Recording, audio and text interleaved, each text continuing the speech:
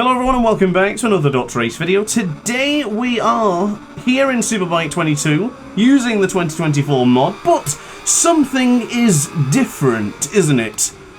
That is, my friends, the aspect ratio of 21:9. I am now a proud owner of an ultra-wide monitor, which is absolutely sublime. I'll get into that into another video, or possibly later on in this one. But the biggest thing I need to know and I need to understand is how is this for the viewer. So today I'm doing a full test. I'm doing a 100% race here in race 2 of Misano.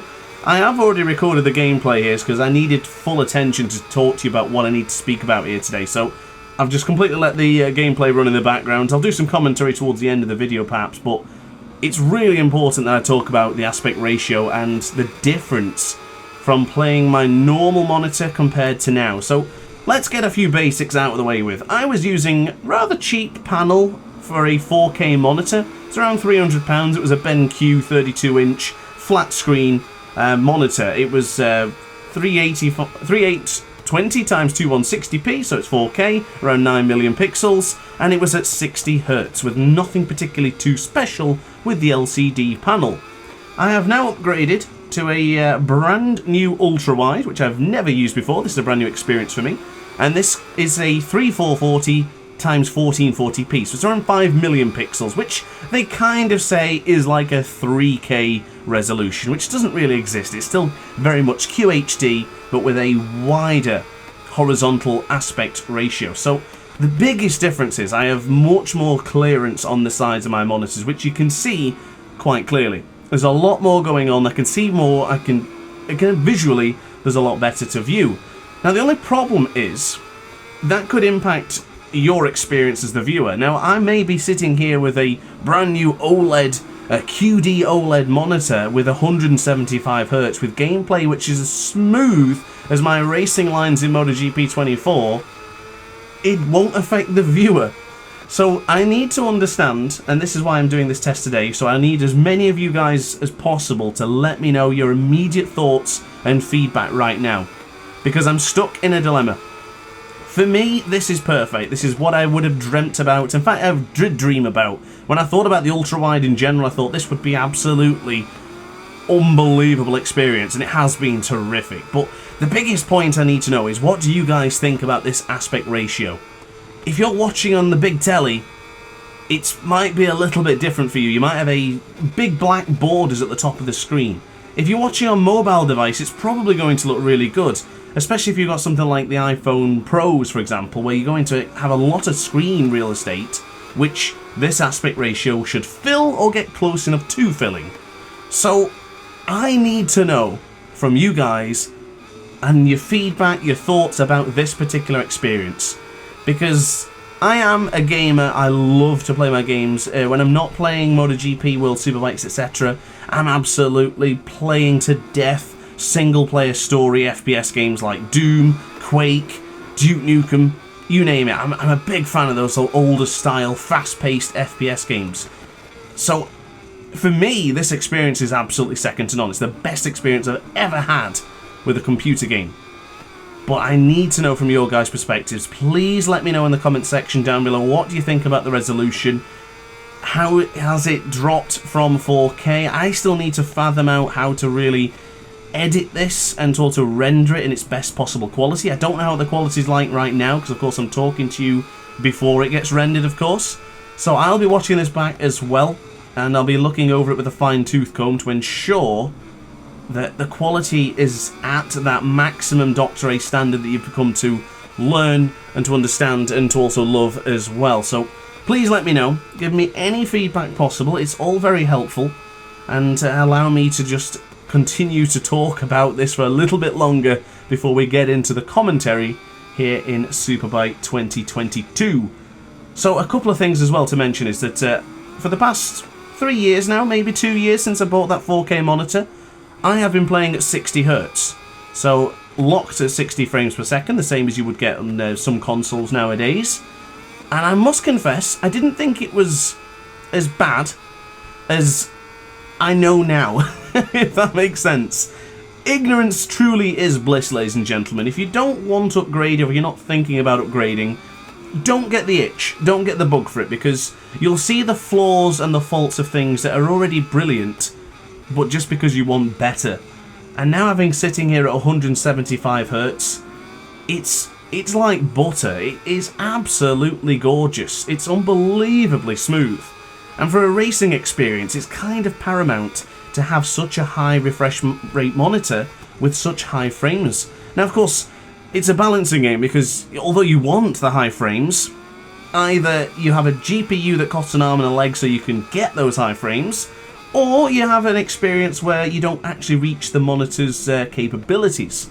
Now, I'm quite fortunate because I bought AMD's Radeon 6900 XT a couple of years ago, and I'm still able to play this game at maximum settings and achieve 150, 160, sometimes 175 Hz. But to be honest, if I'm not being snobbish, I don't think you can really tell much difference between 140, 120, 175.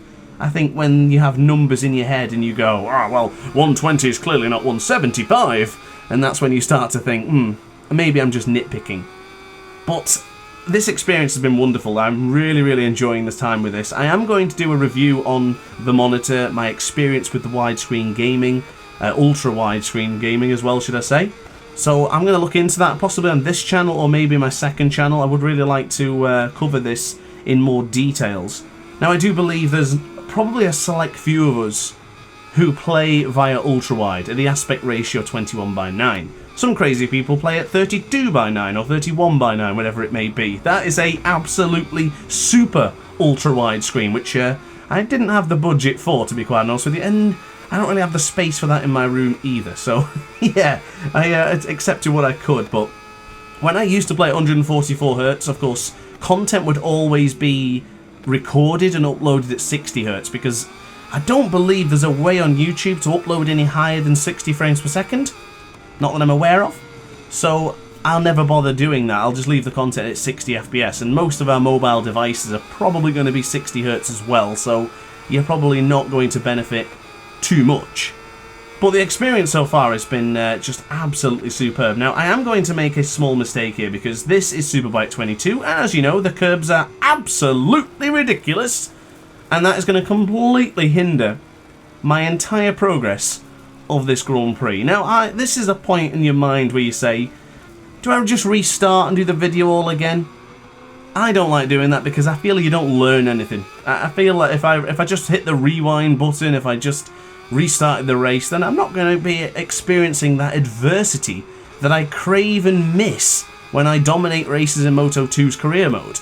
So I'm not going to restart. We're going to continue, and we're going to absolutely batter it around this circuit of Misano to achieve, I don't know, let's say top 15. Let's just try and get back into the points at the very least. So just a quick mention as well before we do continue. I appreciate this is a different video, so if you're still watching and you're enjoying this content, don't forget to like and subscribe. And of course, if you're a new subscriber, also let me know about what you feel about the content. Is there anything you want to see? I'm in the mood today to learn, and I'm in the mood to try and nail the content, because I've got my perfect setup now. I've got my perfect desk. I got my brand new disc plates and things like that, and I'm just feeling really good about the whole setup. So what I want to do is take the content to the next level. Maybe ultrawide gaming is the future. Maybe this is a point now where ultrawides are becoming more affordable. Now, I bought a QD OLED at 175 Hz at 34 inches, and that cost me around £680 on Very with a small discount. Now, if you don't care for QD OLED or even QLED, you can buy monitors that are quite cheap. So if you want an experience in ultrawide, you can also go a little bit cheaper. You don't necessarily need an incredible graphics card, because you can also get an ultrawide which is a smaller resolution, which I think is around, I'm not too sure what it is, but I think it's like 2520 by 1080. So you get a horizontal width which is quite high, and then a vertical resolution which is not so high. So yeah, it's not too bad if you want to run it with some older graphics cards. But the experience has been brilliant, and I'm really keen now to try and make this work, but to enhance the experience, because if you're watching this on mobile, you're probably going to see how much additional space we have on the left and right of the side of the screen. So if I now want to include more things, I can do. So I can probably include the likes of the controller overlay with replay overlays as well, where things are not going to be overlapping and just quite frankly looking a bit ugly. One major gripe I have with my Moto 2 career mode, should I say, is that the replay mode cuts off some of the MotoGP stewards. I don't think it's that important, but I don't particularly like to cut anything off that's on the screen, because everything on the screen, as you can see it, deserves to be there for a reason. It's been crafted to make this user interface as clean as possible, so we can all visualize and see everything, all the bit of information that requires a player to see. And regardless if I'm the player or if you're the player or if you're the viewer and I'm the viewer, it doesn't really matter to me. If I've got experience, I want to share it with you guys so you've got exactly the same as me. Maybe if you don't know me very well, or if you're new to the channel, you might not know, but I'm extremely transparent with my views, my opinions, and everything I have. So there's no secrets. I don't run any setups. I don't run any specific like combinations you don't know about. Everything's completely clean, so you guys can view it and experience it the exact same way as I can. And that way, you can never be accused of doing anything wrong, because you're always going to be completely down the straight and narrow. In fact, I lied. This game, in Superbike 22, I was taking this one quite seriously back in the day. And I was remembering I wasn't that far away from the likes of Sacred Meerkat. And I remember Sergio 23 and we played a brief time in a league, in another league. I don't remember whose it was. I think they're like a MotoGP league now in Slovakia or something. I'm not sure. I don't remember off the top of my head. I apologise to the race coordinators of that particular discipline. But I was taking this rather seriously, and I remember Sergio 23 and we did a lot of practice. We tried very hard, and I decided to start looking into setups. And I remember Fuchs, when he gave me a little bit of a sneak peek when he had early access to this game, and he showed me his setup, and I swore I would never mention his setup, and I never have done. But I remember looking into what he changed, and we spoke about a few things, and I remember changing it to me in quite a drastic manner, just so I wanted to feel the difference of a setup. Because he did give me a setup which was really good, and I remember being surprised at how different the riding felt here in Superbike 22. Now, of course, with the addition of Tyron's mod, I said it wrong again, his name's Tyron, I keep getting this wrong, but the addition of Ty's mod is the fact that the bike moves a little bit easier now. There's a bit more control on the bike, and the bikes do feel a little bit more controllable than they ever have done before. So I do want to take a bit of credit for the setup and things, but I have to give Ty credit where credit is due. He certainly enhanced experience with his physics overhaul. But yeah, speaking around a few things, apologies, I'm not really that prepared for this video here today, because I've got quite a concern actually, which I wasn't sure if I've really fixed it or not yet, but a latest AMD update has sort of messed around my graphic settings, and a few things went wrong. So my OBS completely crashed, and if you're not sure what OBS is, it's a broadcasting system software, so it allows me to record all my videos, and it even allows me to stream from that software as well. And I do really like OBS. I find the customization, the way I can use it, the way I can manipulate the bitrate, and how to have quality determine the videos, etc. I'd like to think my videos are usually quite good quality, and I would put a lot down to the fact that OBS is a really good recording software. But last night it crashed, and it crashed hard. It completely broke, to the point where I had to completely uninstall it and install fresh a brand new OBS. And this killed me, because I have lost so much of my settings and saves and data from OBS that I've basically got to do it from scratch. So I found a really good bitrate. I found a nice smooth experience now with the MP4 recordings. But this video today was 32 gigabytes. 32 gigabytes. It's like, this video is going to be like a 30-minute video.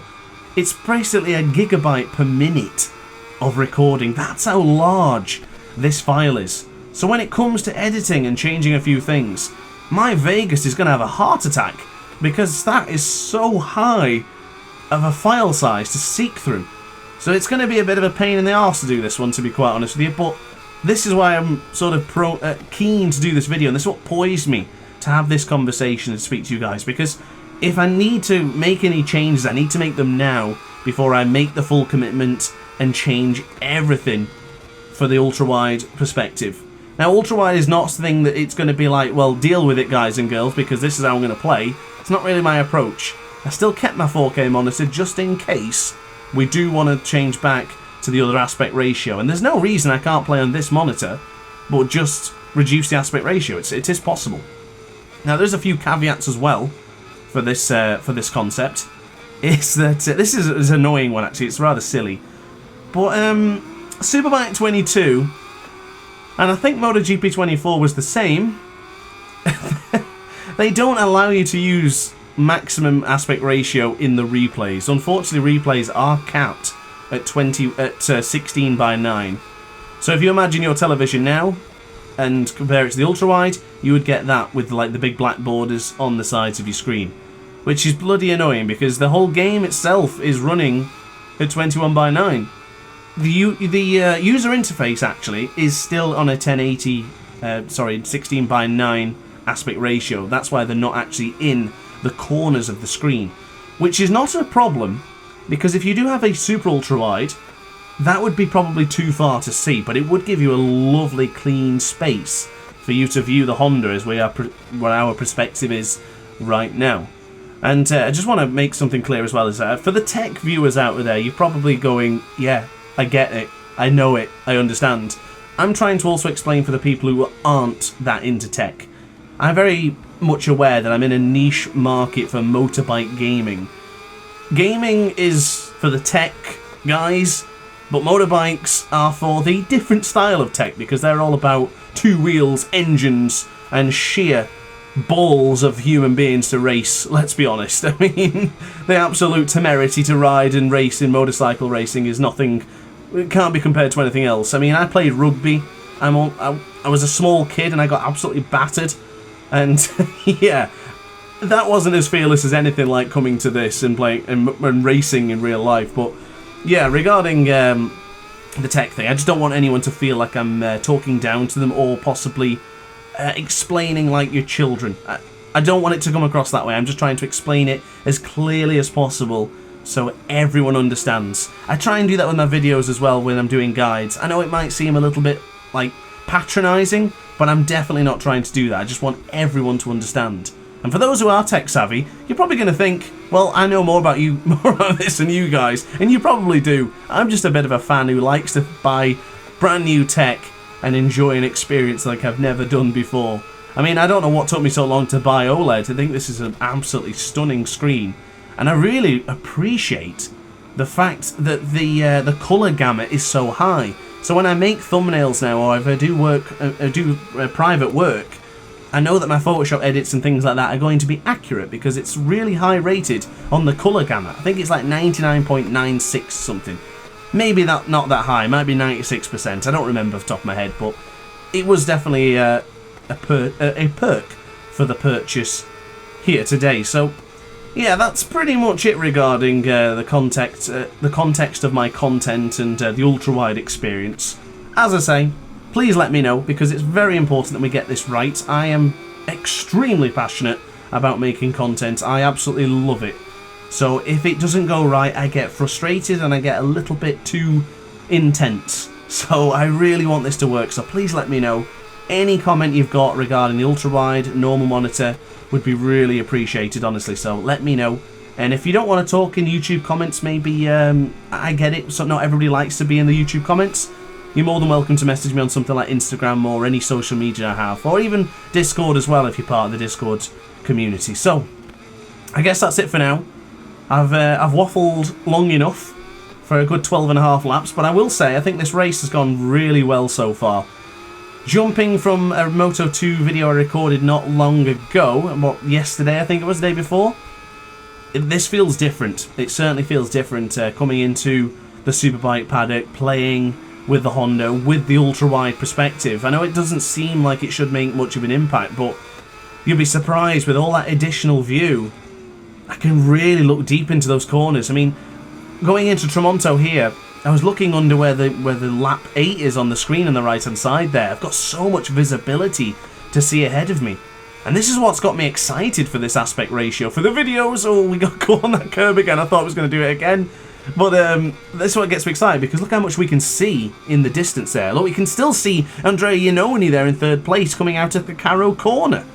It's magnificent. It's a beautiful aspect ratio. I really recommend and I implore you to at least try it at some point. But without having the record playing again, or the fear of sounding like a stuck record, I'll change the subject and let's talk Xavi Vierge and Honda, because I'm also going to try and double this up here today, because I was asked a question a few days ago regarding the Hondas in World Superbike, and if I would just oh, who's gone down? Axel Bassani.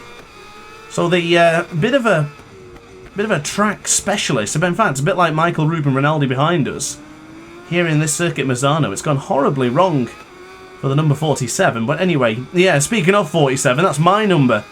And I can't even use my secondary number, which is number 11. So I've got a brand new number for career mode. So stick around for that. Career mode will be coming very, very soon. But regarding the Hondas then, let's talk business. Honda need to fix it. They need to sort themselves out, because this is taking the best parts of their careers away from the likes of Xavi Vierge and Iker Lecuona. The two of them are terrific talents. I always felt that Xavi Vierge was one of the most underrated riders in Moto2, alongside with Marcel Schrotter. The pair of them were really underappreciated, I feel. And I was hoping, and we did see some flashes of brilliance from Vierge and even Iker Lecuona as well. And I do feel that if they get them what they need, a bike that they can ride, that the bike they feel comfortable with, they can produce some cracking results. And I still don't doubt that they can finish in the top 5 or top 6. It's definitely possible, and I certainly hope it will be. It's just that the level now in World Superbike is exponentially high. I don't think it's been this competitive in a while. Excluding Toprak on the BMW, of course, that is just sheer talent. He is just unbelievable, but I'm not going to spend the time speaking about BMW Motorrad's World Superbike team today. I think I did that the other day more than enough. So, sticking with the Honda theme, they've got to fix it. I mean, it's not going all that bad in British Superbike. Andy Irwin's looking back to his old self again. Not quite, but he's getting there. And Tommy Bridewell doing nothing wrong with the Honda. He looks like he's jumped on that bike and has been riding it for years. And he's getting a lot of support from Honda Racing UK. They really trust and they really believe in Tommy. And they're going to invite him to other things and bring him to possibly the World Superbike paddock for possibly a wild card. I wouldn't doubt that. But they need to build upon a relationship with their factory guys, or just to work more closely with Vierge and Lecuona. It just seems that them two have clocked out completely due to the lack of support from HRC. And I feel that something's got to change, because they're going to lose two fantastic Spanish riders here. And I don't even know if it's worth talking about the MIE Hondas. I guess it could be. But you're wasting a British Superbike champion's skill and talent, and a rider which is still up and coming, like Adam Noureddin. Of course, Adam Noureddin was pretty decent back in Moto3 back in the day, especially when it comes to the wet weather races. If we get any wet weather races, Adam Noureddin will be up there. Well, at least I hope it will be. But the Honda, I don't know. And the fact is with the Honda, of course, especially like the Petronas MIE Honda team, is that they're so budget compared to the other teams that it's going to be an absolute nightmare for them to improve. The fact is as well, you don't have factory support, and I think this is where a lot of people may not understand regarding factory teams and satellite teams, is the fact that the factory teams know the bike. The factory teams know the factory. That's the whole point of being the factory. They know it. Oh my god, Petrucci come up the inside. But they know business when it comes to the bike, to the staff back in Japan. Everything is full integrated with the factory team. Now with the satellite teams, they don't have that possibility. They don't have a direct connection to the factory. They don't have that unison, that cohesion to allow the satellite team to grow. The satellite team has to just basically rely on the big boys to get it done for the factory team and then whittle it down to them. Now, a team that doesn't bring very much in the sense of sponsorship, of course they do have Petronas, but other than that, the MIE Honda team it's not raking the money in, and it's not enough to HRC to really put in all that time and investment into that team. So with that, with the challenge of having non-factory engineers, mechanics, so they're going to have random people who are qualified, and they're good at their jobs, it's just that they don't have all the data and everything at their disposal from the factory guys. They don't have that cohesion.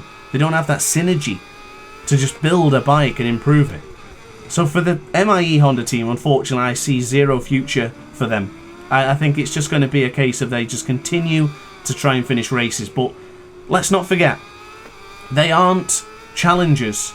They aren't predicted to be world champions. They aren't predicted to be fighting for race wins. Their wins would come by finishing in the points.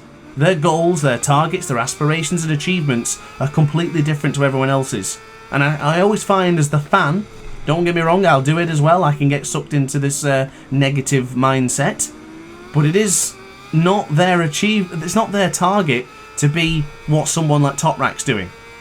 And I always find that's completely something that we all forget. So we can't judge them on the standings of them not being, oh, they're doing terrible, they're there at the back every single weekend. It's like Honda in MotoGP.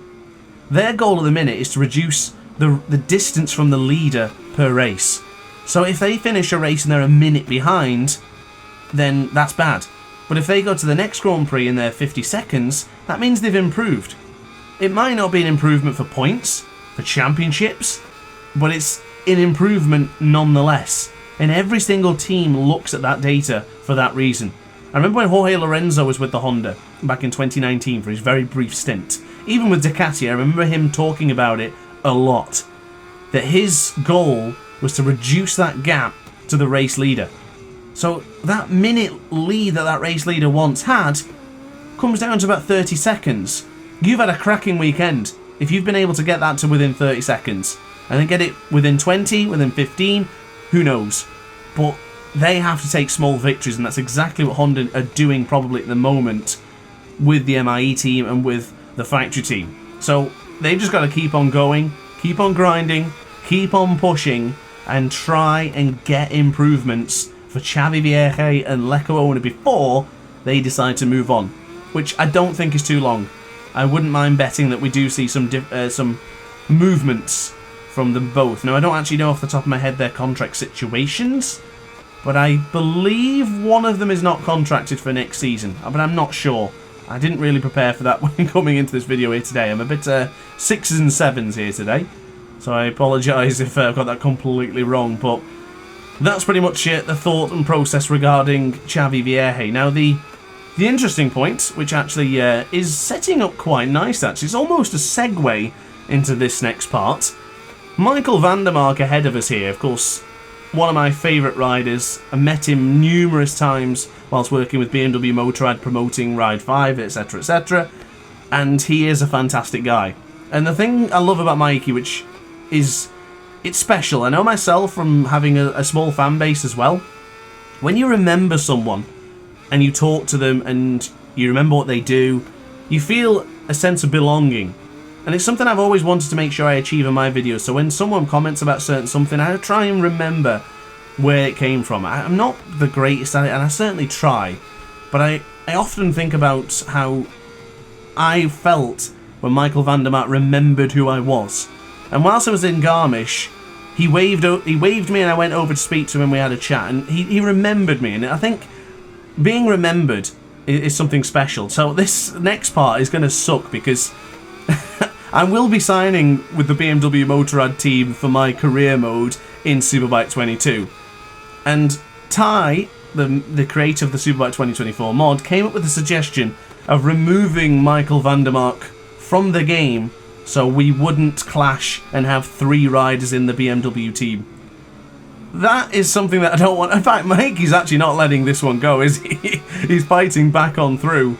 But it's not permanent. Of course, I can bring Mikey back whenever I want to, but yeah, it's something that I've got to mention, is the fact that when we do our career mode, Michael van der Mark will not be there, which really sucks. I'm not happy about it, but it makes sense. I'd rather do that than to have 3 riders in the BMW team, because that's just unbelievable. It's not going to happen. So yeah, as far as that goes, that's basically all I wanted to say for that particular modification to my Superbike 2022. And I would like to just give a big shout out to Ty. I've pronounced his name so many times, I can't even speak. I pronounced his name so incorrectly so many times now that I'm just calling him Ty. It's just much easier. He did tell me to do it, but his immediate response to changing the mod so that glitch didn't appear with the number, which I showed you in the review, and the fact that Michael van der Mark will be removed so I can slot into the factory BMW team as well. So, yeah. Good stuff, and a big thank you to Ty. I really appreciate it. He's done a terrific job, super responsive with all my emails and questions as well, so just big thank you to him. But for the final part of this video, I'm afraid I've not really talked about it too much, but I think I've had one of my most enjoyable races here on Superbike 22, because this game, as you've seen at the beginning, or lap 5 I think it was when I messed everything up, you know how easy it is to ruin everything. And this is my first 100% race on Superbike 22. And we have been, from the back, 9 seconds behind the leaders, to claw all the way back through to almost the position where we left the field, left the track. What a race. We've done really well here. So it was behind Jonathan Reyes where it all went wrong. If I can get through and not just get up to Jonathan, but get past him, then I'll put this down as one of the best videos ever. Might not have been because all I've done is talk about widescreens and ultra screens and everything else, you name it, ultra wides. But yeah, you get the point. I chucked in some Honda in there as well. Apologies, it's not the usual DrAce content, but yeah, it's completely free speech. Oh my god, I'm never going to get that stopped if I'm going to bump Andrea Locatelli. We'll throw on Remy Gardner at least. And you know what? This could happen after all. Up on the inside? No, not quite. Would have been brave to do that. But yeah, let me know what you think about this video in general, actually, because I don't know if you appreciate the non-scripted, just full-on chat from DrAce. I didn't make any single notes here today. I just went for it. I hope the quality's still good, and I hope that my nonchalant approach to this video here today has not affected the quality of the commentary. But you know what? Let's just send it. I want to get through and be where we were when we ended this battle. But I fear he's got the position. Unfortunately, I'm not going to be able to go any further with Jonathan Ray streaking off for 6th place. But this was a pleasure to make to this day. Oh my god, Remy Gardner almost going through as well. But yeah, that's pretty much it for me, guys. Thank you very much for watching this video. I sincerely hope you enjoyed. Oh, and there goes the different aspect ratio. So if you weren't aware what I was talking about earlier, there it is on screen right now. But guys, thanks for watching. It means a lot to me if you've watched this video for the entire 30 minutes. I'll see you tomorrow for more content. Ciao for now. Oh hi, didn't quite see you there. Good to see you're still here. If this video didn't quite set your appetite, then why not watch some more DrAce content by clicking the video shown on screen now. Furthermore, if you would like to follow me on social media, you can do so now with the links down in the description. Consider subscribing so you don't miss a single DrAce video.